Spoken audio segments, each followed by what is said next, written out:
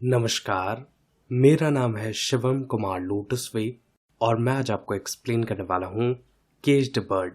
यह एक पोयम है जिसे लिखा है माया एंजेलाओ ने। सबसे पहले हम इस लेसन के टाइटल के बारे में जानेंगे। केज्ड शब्द का मतलब होता है पिंजरे में बंद करना या फिर कैद खाना, और बर्ड को पक्षी या फिर परिंदा कहा जाता है। तो इस लेसन के टाइटल का मीनिंग होगा पिंजरे में बंद पक्षी या फिर कैद खाने में बंद परिंदा। यह पोयम का हाफ टाइटल है, जबकि इस पोयम का फुल टाइटल है I know why the caged bird sings. यह इस पोयम का फुल टाइटल है और इसका मीनिंग होगा मैं यह जानती हूँ कि पिंजरे में बंद पक्षी क्यों गाते हैं।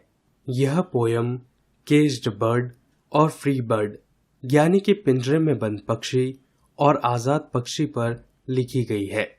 इस पोएम में पोएटेस ने ब्लैक अमेरिकन पीपल्स को केज्ड बर्ड की तरह देखा है, जबकि व्हाइट अमेरिकन्स को उन्होंने आजाद पक्षी की तरह देखा है। सबसे पहले हम पोएटेस माया एंजेलाओ के बारे में जानेंगे। माया एंजेलाओ का बर्थ हुआ था 4 अप्रैल 1928 में और इनकी मृत्यु हुई थी 28 मई 2014 में। माया एंजेलाओ एक राइटर, पोएट और सिविल राइट एक्टिविस्ट थीं। इन्हें पुलिट्जर प्राइज और प्रेसिडेंशियल मेडल ऑफ फ्रीडम से नवाजा गया था।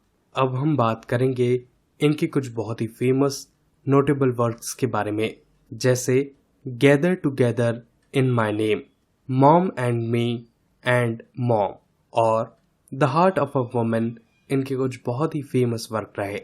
अब मैं आपको ये पोएम बेहद सरल व आसान शब्दों में एक्सप्लेन करूंगा। इस पोएम की शुरुआत से पहले हम कुछ डिफिकल्ट वर्ड्स देखेंगे, जैसे लीप्स का मतलब होता है कूदना या फिर छलांग लगाना। डाउनस्ट्रीम का मतलब होता है बहाव के साथ या फिर प्रवाह की ओर, और करंट का मतलब होता है पानी का प्रवाह या फिर धारा। A free bird leaps on the back of the wind and floats downstream till the current ends and dips his wing in the orange sun rays and dares to claim the sky. एक free bird, एक आजाद पक्षी हवा में पीछे की ओर छलांग लगाता है और बहाव के साथ तैरता है, और वह तब तक तैरता है जब तक पानी की धारा समाप्त नहीं हो जाती है। वह अपने विंग्स यानी कि अपने पंखों को नारंगी सूर्य की किरणों में डुबोता है और वह आसमान पर दावा करने की हिम्मत रखता है। पोएम के फर्स्ट स्टेंजा में पोएटेस आजाद पक्षी के बारे में बात करते हुए कहती हैं, एक आजाद पक्षी हवा में छलांग लगाता है। पोएम के सेकेंड लाइन में एक मुहावरे का इस्तेमाल किया गया है। बैक ऑफ द विंड एक मुहावरा है जिसका मतलब होता है एक अच्छी स्थिति में होना जिसमें आप आसानी से सफल हो सकते हो। यहाँ पर पोएटेस व्हाइट अमेरिकन्स के बारे में बात कर रही हैं। व्हाइट अमेरिकन्स को शुरुआत में ही ऐसा माहौल मिलता है जिसमें वे आसानी से सफल हो सकते हैं। उन्हें अच्छी शिक्षा, अच्छा स्वास्थ्य और अच्छे अवसर दिए जाते हैं जिनमें उनका सफल होना बहुत आसान हो जाता है। आगे पोएम में डाउनस्ट्रीम शब्द का इस्तेमाल हो रहा है, यानी कि पानी का बहाव। यहाँ पर पानी का बहाव तरक्की की निशानी है। एक व्हाइट अमेरिकन तरक्की के साथ आगे बढ़ता है। ऑरेंज सनरेज का मतलब है सूरज की नारंगी किरणें। धरती पर सूरज की 2 बार नारंगी किरणें दिखाई देती हैं, पहली सुबह के समय और दूसरी शाम के वक्त। यानी कि एक आजाद पक्षी खुले आसमान में सुबह से शाम तक घूम सकता है और वह पक्षी आजाद है, और इसलिए उसमें यह हिम्मत है कि वह पूरे आसमान को अपना होने का दावा कर सकता है। आजादी हमें हिम्मत देती है कि हम जो चाहें वह कर सकें। यही आजादी एक श्वेत अमरीकी के पास होती है कि वह जो चाहे कर सके। अब हम चलेंगे नेक्स्ट स्टेंजा पर। स्टॉक्स का मतलब होता है ऐंठ कर चलना। सेल्डम का मतलब होता है कभी कभार या फिर शायद ही कभी, और रेज का मतलब होता है गुस्सा या फिर रोष। But a bird that stalks down his narrow cage can seldom see through his bar of rage. His wings are clipped and his feet are tied, so he opens his throat to sing. In lines के जरिए poetess ये कहती है, लेकिन एक पक्षी जो ऐंठ कर अपने संकरे पिंजरे में चलता है, वह कभी कभार गुस्से की सलाखों से बाहर देखता है। उसके पंखों को काट दिया गया है और उसके पैरों को बांध दिया गया है और इसलिए वह अपना गला खोल कर गाता है। सेकेंड स्टैंजा में पोएटेस ब्लैक अमेरिकन के बारे में बात कर रही हैं। उन्होंने ब्लैक अमेरिकन को पिंजरे में बंद पक्षी से कंपेयर करके देखा है। एक पिंजरे में बंद पक्षी ऐंठ कर चलता है क्योंकि उसके पिंजरे में इतनी जगह ही नहीं होती कि वह अपने पंखों को खोल कर चल सके। यानी कि ब्लैक अमेरिकन के पास एक सीमित दायरा होता है और उन्हें उसी सीमित दायरे में रहना पड़ता है। आगे पोएटेस ने बार्स यानी कि सलाखों को रोष यानी कि गुस्से से कंपेयर करके देखा है। एक पक्षी आसमान में उड़ने के लिए बना है, लेकिन उस पक्षी को पिंजरे में बंद करके रखा जाता है और इसलिए उसके मन में क्रोध है, कहीं पक्षी उड़ न जाए, इसलिए उसके परों को काट दिया जाता है और उसके पैरों को बांध कर रखा जाता है। यहाँ पर पोएटेस ब्लैक अमेरिकन की स्थिति को बता रही हैं। पहले के समय में ब्लैक पीपल्स को वाकई बंदी बनाकर रखा जाता था। उन्हें ना तो शिक्षा, ना अच्छा खाना और ना ही इज्जत बख्शी जाती थी। एक पिंजरे में बंद पक्षी के पास और कोई सहारा नहीं होता सिवाय उसकी आवाज के और इसलिए वह अपना गला खोलकर गाता है। अब हम चलेंगे नेक्स्ट स्टेंजा पर। ट्रिल का मतलब होता है कंपित ध्वनि और लॉन्ग्ड का मतलब होता है लंबे समय से या फिर बड़ी लालसा के साथ। The caged bird sings with a fearful trill of things unknown but longed for still, and his tune is heard on the distant hill, for the caged bird sings of freedom.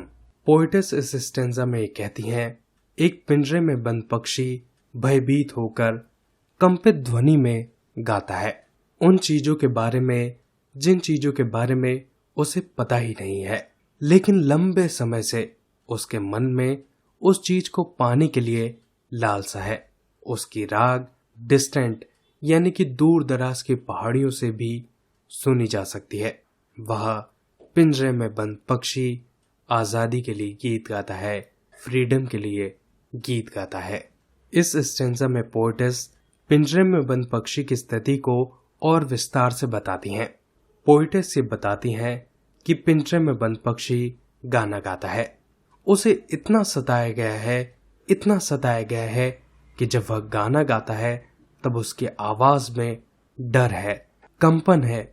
वह एक झुंझलाहट के साथ गाना गाता है। उसे मालूम ही नहीं कि उसे क्या चाहिए, लेकिन उसके मन में एक तड़प है, एक लालसा है। वह किसी चीज को तो पाना चाहता है, लेकिन उसकी समझ ही नहीं आ रहा कि वह उसे किस तरह बताए। आसमान में उड़ना ही एक परिंदे का नेचुरल बिहेवियर होता है। अगर उसे शुरू से ही एक पिंजरे में बंद कर रखा जाए तो वह आजादी को कभी महसूस नहीं कर पाएगा, लेकिन उसका नेचुरल बिहेवियर, उसका स्वभाव उसे आजादी की तरफ जाने के लिए कहेगा, उसे खुले आसमान में उड़ने के लिए कहेगा। पक्षी इतनी जोर से आजादी के गीत गा रहा है कि दूर पहाड़ियों से भी उसके गीत की आवाज सुनाई दे रही है। जब किसी को दबाया जाता है तो एक प्रेशर क्रिएट होता है और वह प्रेशर कहीं ना कहीं रिलीज होता है। एक पक्षी अपने आवाज के जरिए अपनी दबाई गई संवेदनाओं को व्यक्त करता है। दूर पहाड़ी से आवाज का सुनाई देना यह बताता है कि पक्षी आवाज के जरिए विरोध प्रदर्शन कर रहा है। एक पिंजरे में बंद पक्षी की सिर्फ एक तमन्ना होती है और वह है आजादी। अब हम चलेंगे नेक्स्ट स्टेंजा पर। साइंग का मतलब होता है आह भरना। डॉन शब्द का मतलब होता है सुबह या फिर प्रभात और सॉफ्ट शब्द का मतलब होता है मंद स्वर में बजाया जाने वाला। The free bird thinks of another breeze and the trade wind soft through the sighing trees and the fat worms waiting on a dawn bright lawn and he names the sky his own. इस stanza में poetess एक आजाद पक्षी को क्या कुछ विशेष लाभ मिलते हैं उसके बारे में बात करती हैं।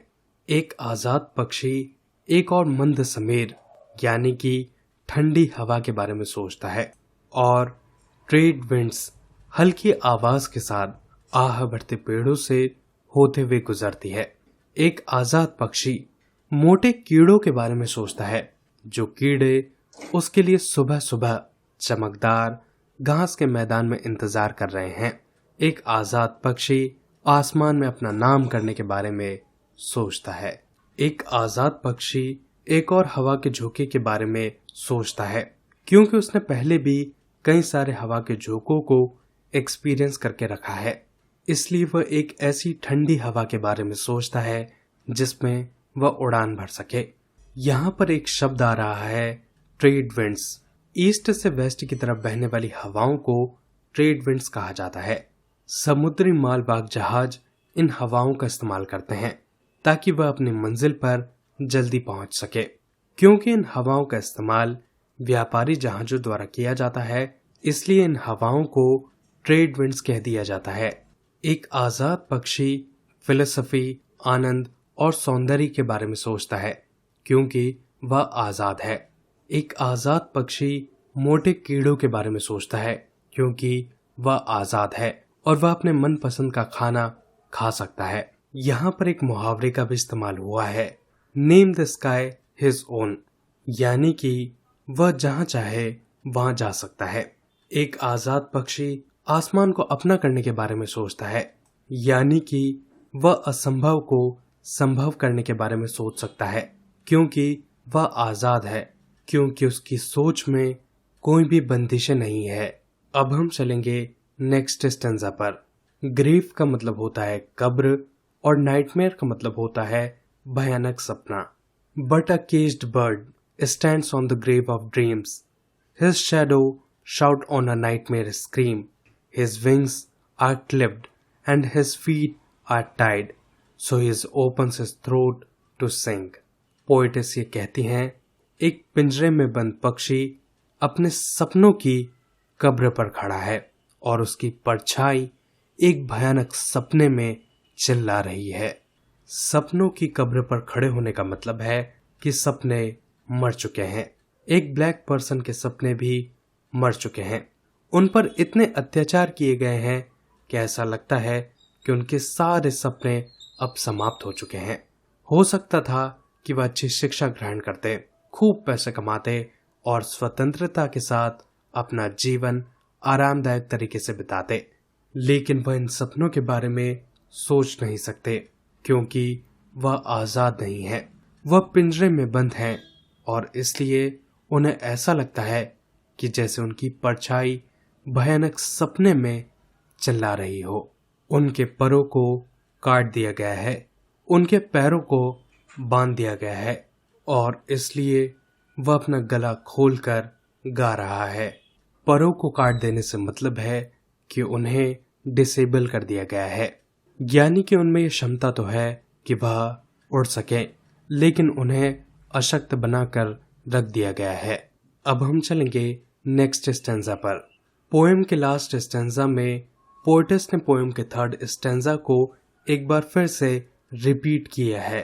किसी भी स्टेंजा को इसलिए रिपीट किया जाता है क्योंकि पोएटेस उस बात पर अधिक जोर देना चाहती हैं, इसलिए यहाँ पर एक बार फिर से स्टेंजा को रिपीट किया गया है।